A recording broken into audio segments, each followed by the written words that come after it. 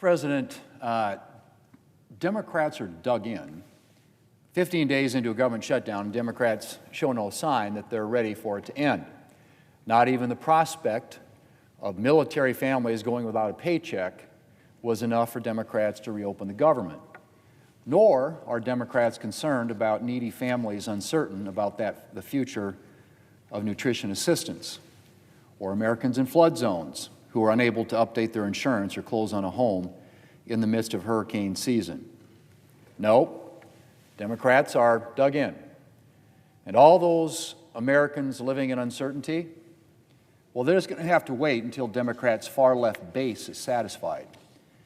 Mr. President, Democrats attempt to defend their funding blockade by complaining that Republicans won't negotiate.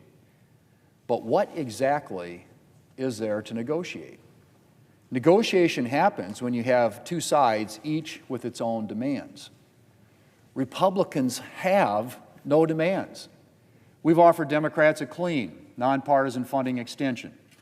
Democrats, on the other hand, are insisting on $1.5 trillion in new partisan spending in exchange for their votes. Now think about that, Mr. President. Let's put this in perspective. $1.5 trillion in new spending in their proposal to keep the government open for 4 weeks till the end of October. Well, we're already at the middle of October.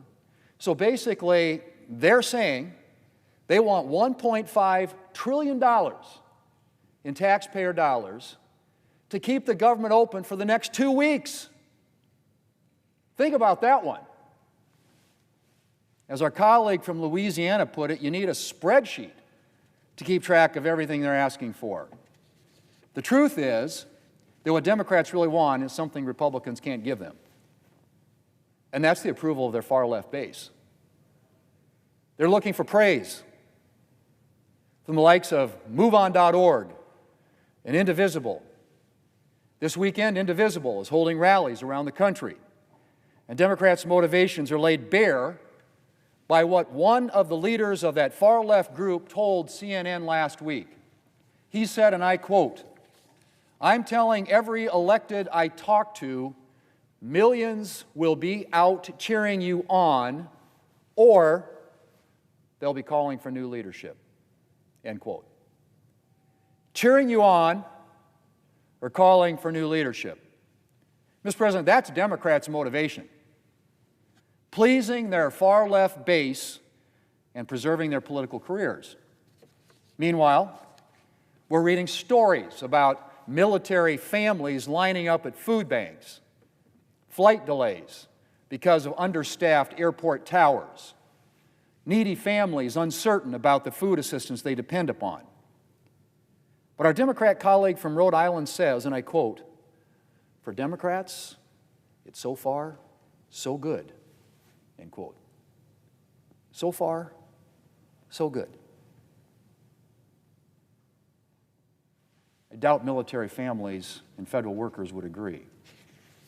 If there was ever anything to make it clear that Democrats are in this for their own political advantage, it is callous comments like this one, or the Democrat leader's statement that, and I quote, "every day gets better," end quote, for Senate Democrats. Mr. President, while Democrats may be basking in praise from their far-left base, polls show that most Americans want this shutdown to end. 2/3 of voters think Democrats should reopen the government rather than hold out for their partisan demands. And if just 5 more Democrats would show some courage, we could do just that.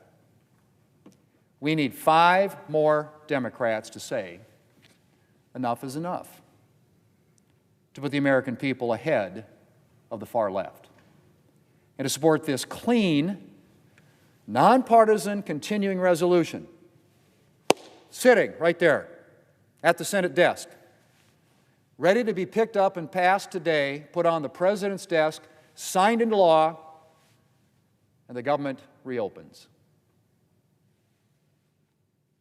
If just 5 more Democrats would show some courage, we could do just that. So, Mr. President, 5 more votes, this bill could be on its way to the White House. As I said, President Trump stands ready to sign it. It is clean. It is nonpartisan. It has no policy writers, no partisan gimmicks. It simply funds the government for a foreseeable time to November the 21st to give us an opportunity to finish the appropriations process under regular order and to deal with the funding of the government in the way that it should be funded, in an open, transparent process that uses the committees under regular order, the Appropriations Committee, subcommittees, the floor, open to amendments. Again, I know that's a novel concept. That's a novel concept compared to the way the Democrats did it when they had the majority. Even though the Appropriations Committee did its work last year, 11 of the 12 appropriations bills were reported out, not a single one was brought to the floor of the Senate. Because they like to negotiate behind closed doors with a handful of people deciding on behalf of everybody else. That is not the way this place ought to work, Mr. President.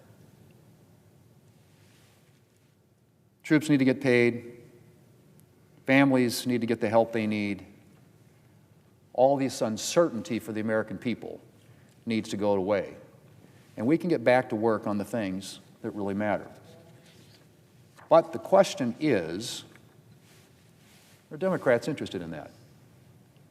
Or are they more interested in being cheered by far-left groups at Saturday's rally? Well, I guess we'll see soon enough.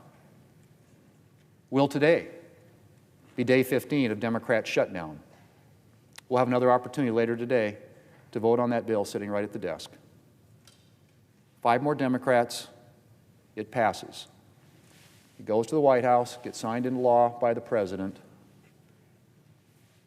and the government opens up. Will today be day 15 of Democrat shutdown? Or will it be the day we reopen the government and get back to the business of serving the American people? Mr. President, I yield the floor, and I suggest the absence of a quorum.